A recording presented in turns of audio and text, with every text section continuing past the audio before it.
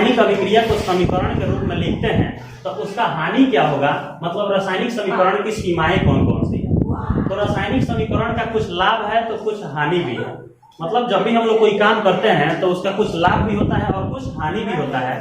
लाभ तो हम लोग समझ चुके हैं और समझेंगे कि रासायनिक समीकरण के हानि क्या है, मतलब उसका सीमा कौन कौन सा है। रासायनिक समीकरण का पहला हानि यह है कि हमको समीकरण देख के ये पता नहीं चल पाता है कि अभिक्रिया में कौन कौन से पदार्थ भाग लिए हैं और कौन कौन से पदार्थ भाग लेने के फलस्वरूप बन रहे हैं, तो वो भौतिक अवस्था उनकी कौन कौन सी है। सीधा सीधा अगर ये बोले, जैसे एक उदाहरण हो गया, कार्बन की अभिक्रिया ऑक्सीजन से कराने पर कार्बन डाइऑक्साइड बनता है।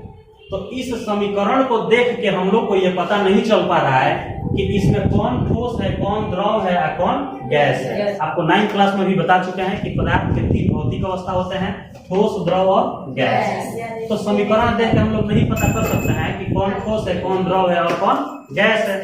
रासायनिक समीकरण का दूसरा हानि यह है कि रासायनिक अभिक्रिया ऊष्माक्षेपी है या ऊष्माशोषी है। मतलब ऊष्माक्षेपी या ऊष्माशोषी। आपको पहले भी बताया जा चुका है कि जब भी अभिक्रिया में ऊष्मा उत्पन्न होगा तो उसको कहेंगे ऊष्माक्षेपी, और जब अभिक्रिया में ऊष्मा की जरूरत पड़ेगी तो उसको कहेंगे ऊष्माशोषी। तो समीकरण देख के हम लोग पता नहीं कर सकते हैं कि उसमें ऊष्मा चाहिए कि ऊष्मा बन रहा है। रासायनिक समीकरण का अगला हानि यह है कि समीकरण के आधार पर हम लोग पता नहीं कर पाते हैं कि अभिक्रिया किन दशाओं में हो रही है। दशाओं का मतलब होगा कि कुछ अभिक्रियाओं को गर्म करना पड़ता है पदार्थों को, तब जाकर अभिक्रिया होगा। कुछ को ठंडा करना पड़ता है तब अभिक्रिया होगा। कुछ में उत्प्रेरक की जरूरत पड़ेगी तब अभिक्रिया होगी। जैसे अगर हम प्रकाश संश्लेषण की अभिक्रिया की बात करें तो उसमें उत्प्रेरक क्या होता है, जैसे 6CO2 प्लस 12H2O,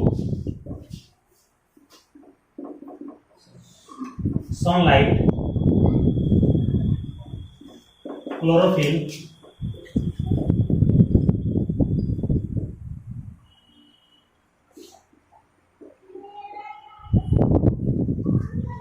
ये हो गया प्रकाश संश्लेषण का समीकरण। इसमें आप देखेंगे कि इसमें सनलाइट और क्लोरोफिल ये दोनों उत्प्रेरक का काम कर रहे हैं। ये दोनों क्या है, उत्प्रेरक हैं। तो यहाँ पे सनलाइट और क्लोरोफिल मतलब सूर्य का प्रकाश और क्लोरोफिल ये इस पूरे अभिक्रिया में उत्प्रेरक का काम करता है। इसका अर्थ ये हुआ कि जब तक सूर्य का प्रकाश नहीं मिलेगा और क्लोरोफिल नहीं मिलेगा तब तक प्रकाश संश्लेषण की क्रिया नहीं हो पाएगी। तो कुछ अभिक्रियाएं ऐसी होती हैं जिनमें अभिक्रिया किन दशाओं में हो रही है इसकी जानकारी नहीं मिल पाती है। रासायनिक समीकरण का अगला हानि ये है अभिक्रिया कितनी वेग से हो रही है। मतलब कुछ अभिक्रिया ऐसी होती हैं जो बहुत तेजी से होती हैं, कुछ धीरे धीरे होती हैं, कुछ मीडियम में होती है। तो समीकरण को देख के हम लोग पता नहीं कर सकते हैं कि अभिक्रिया तेजी से हो रही है कि अभिक्रिया धीरे धीरे हो रही है कि अभिक्रिया मीडियम चाल से चल रही है। तो इस बात की जानकारी रासायनिक समीकरण से हमको नहीं मिल पाती है। कुछ रासायनिक अभिक्रिया विस्फोट के साथ होती है। विस्फोट का मतलब धमाका। जैसे दिवाली में हम लोग पटाखा बजाते हैं तो धमाका होता है। तो कुछ अभिक्रिया ऐसे होती हैं जो धमाका के साथ होती है, विस्फोट के साथ होती है। तो समीकरण देख के हम लोग पता नहीं कर पाते हैं कि अभिक्रिया विस्फोट के साथ हो रही है कि आराम से हो रही है कि तेजी से हो रही है। तो ये इसका क्या हो गया, हानि। इस तरह से हम लोग जाने कि रासायनिक समीकरण का हानि क्या है। तो लाभ और हानि दोनों हम लोग समझ गए। अगर आपके मन में कोई प्रश्न होगा, कोई कंफ्यूजन होगा, कोई डाउट होगा तो कमेंट सेक्शन में पूछ सकते हैं। मिलेंगे नेक्स्ट वीडियो में, तब तक के लिए जय हिंद।